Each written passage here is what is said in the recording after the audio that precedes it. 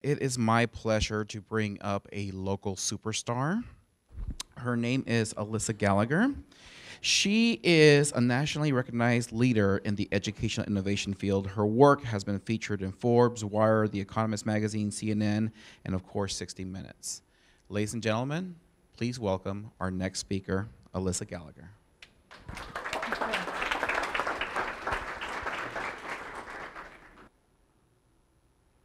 This summer, I was driving. I spent a lot of time in the car, and I was listening to Ed Catmull's new book. Ed Catmull is the president of Pixar, and he has a new book out called Creativity Incorporated, which is all about how to create sustainable, creative, collaborative cultures. And while the entire book is phenomenal, and I urge you to read it, I was especially struck by one section of the book. So much so that as I was driving, I pulled off the highway, onto the shoulder, and re-listened to it multiple times. And in this section, Ed started talking about the mental models that people use to frame their work. He especially spent time on the all too common mental model of driving the train. It's interesting that many people tend to think that driving the train is the position that will actually shape a company, an organization, or a school. And that actually couldn't be farther from the truth. Driving a train does not have the ability to alter the direction or change its course. The real work is in designing the tracks or the courses for the train to follow. And then for the rest of my drive, I thought about what we do in education. And I wondered, are we so caught up in education driving the train that we're missing opportunities to design different courses and tracks of learning for our students?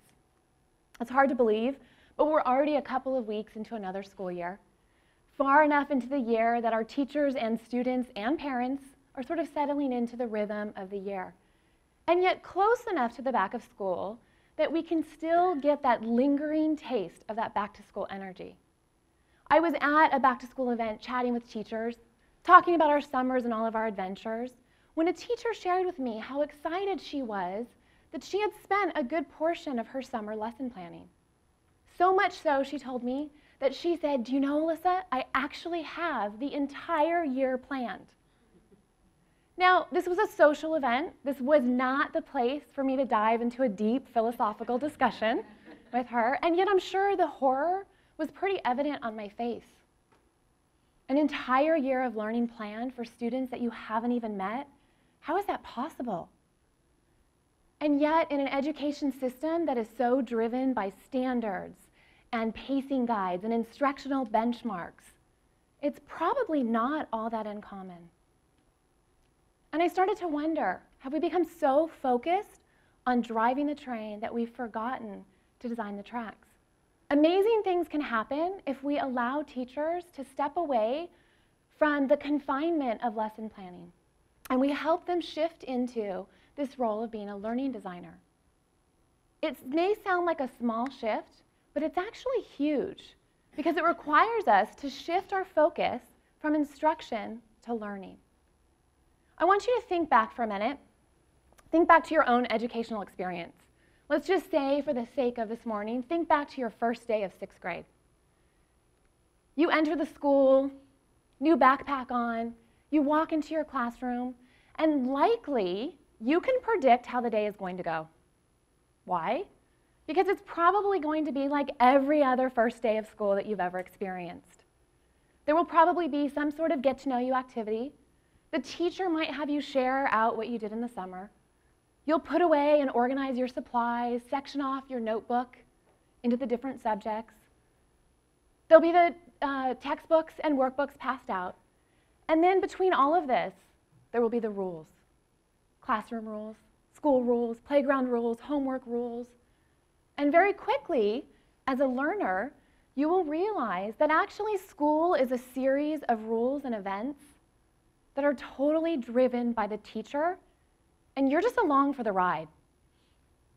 That evening when you go home from your first day of school and your parents ask you how it was, you're likely to give them stories about your friends. You might describe your teacher.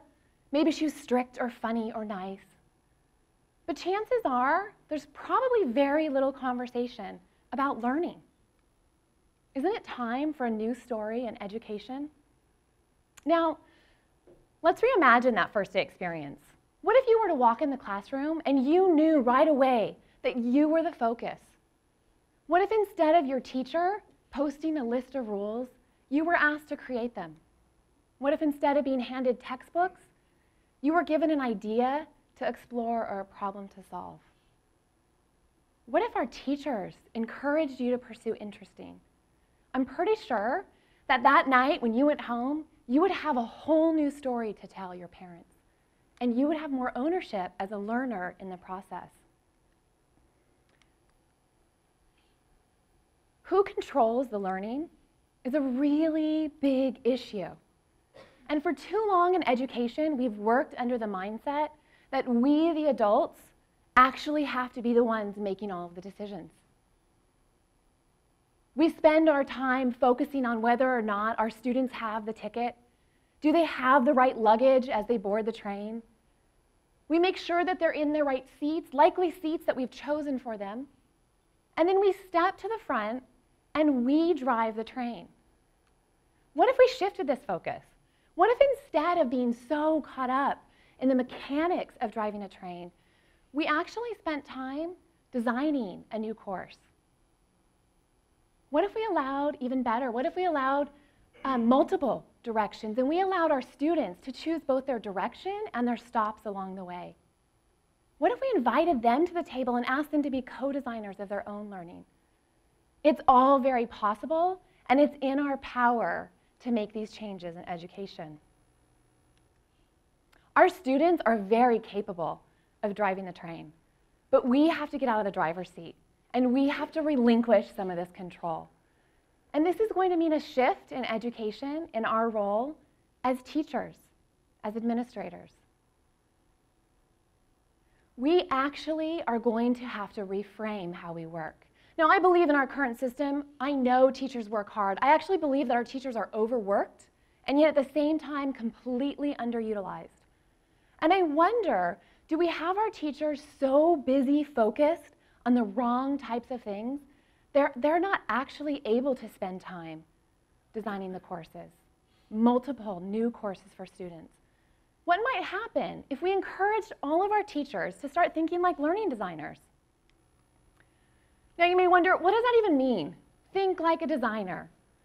Thinking like a designer means being aware of the world around you.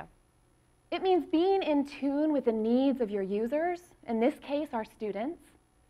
It means designing solutions that meet those needs and then acting on them to implement those solutions. Design and design thinking is gaining in popularity in education, which is very exciting to see. My experience with design thinking began a few years ago when I took a class at Stanford's D School. And like most people who have spent any time at the D School, I was blown away by their space, their process, their interdisciplinary teams, but most of all, their success stories. Inspired to act, my colleagues and I left the D School and jumped in. We didn't know what we didn't know, and yet we were inspired to act. We started rethinking our spaces. We started implementing the process. And what it taught us was we actually had to develop some new mindsets and develop some new problem-solving strategies with how we worked. So we created practices, 3 practices that helped us start thinking more like designers. These are the very same practices that I believe will help teachers shift out of that driver's seat. Here, these 3 practices have made a huge impact in how myself and my colleagues approach our work. The first one, get out of the water. I don't know how many of you saw this photo last February of a man out whale watching in Redondo Beach. But to me, here he's out whale watching. There's a whale 2 feet in front of him, and he is so glued to his phone that he has no idea of what is in front of him. This is an amazing example of what opportunities can be in front of us and how we can miss them because we're just not in tune with what's around us. And in this case, he metaphorically needs to get out of the water. right? This is a designer mindset of sharpening your vision and your curiosity and being willing to explore the world around you. As the famous Chinese proverb goes, if you want to know about the water, don't ask the fish. Is it time for you to get out of the water? Is it time for you to get out of your classroom and bring new insights to your work?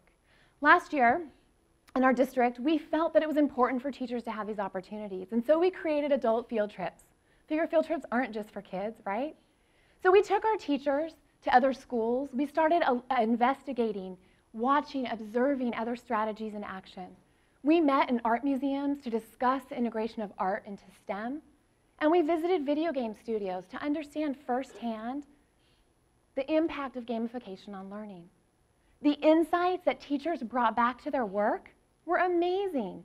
Teachers returned to the classroom not only renewed and rejuvenated, but they returned with a beginner's mindset, a mindset that allowed them to see their world with fresh eyes. Is it time for you to get out of the water? The second practice is to ride the same wave. In this case, ride the same wave as your students. This is a practice that's really grounded in empathy. This is about truly understanding the learning experience from the perspective of our students. I find it really interesting. We spend all of our time around students, and yet very little time in truly understanding what they're experiencing and how they're experiencing it. You can ride the same wave of your students by actually taking the time to ask better questions and listen. What do they enjoy about school? Try shadowing a student. Sit with a student for an entire morning. Sit in their seats, follow their schedule. What is their daily experience? The data that you'll get from this will be rich, human-centered, and powerful. In fact, so much so that teachers that have shadowed students have actually reported out that it was the biggest aha moment in helping them shift their role into one of a learning designer. Try riding the same wave as your students. The third practice is to rule break with intention. Now, take a look at these signs. I'm not even sure what I'm supposed to do here, right? And yet somebody thought this was an important enough rule, not only to create the sign, but to post it. With a show of hands, how many of you have rules like this at your school or your organization? It's fascinating. We all have them. And what's so interesting about them is that most of them aren't actually written down. Sure, you probably have your school rules, but more than not, you have practices that are handed down from teacher to teacher over the years. Nobody quite knows where they originated, and yet we all play along because that's the way we've always done things. This is a mindset of questioning the rules and understanding the ins and outs of why they exist, and are they in the best interest of our students? It's asking why. Why do we require students to line up and walk in single file lines? Why do we give spelling tests every Friday? I challenge you to go back to your school, your district, your organization, and see if you can create a list of the way we've always done things, and then question them. And you'll likely find that a lot of our rules in education have been created over the years for the convenience of the adults in the building and have very little to do with students or what's best for their learning. I believe that if we question our practices and we break some rules intentionally, we will broaden and open up the space for us to create student-centered learning experiences. 3 ideas. 3 ideas that, if put into practice, will help you shift as an educator. A shift that is going to be required of all of us if we're ever going to move beyond our current set of circumstances and create environments where students are truly owning their learning. With intentional practice, we can all develop these mindsets, and we can move into the powerful role of being learning designers. As you see educators moving into these new roles, I encourage you to remember that the new needs friends. Support them, encourage them, shine a spotlight on their work.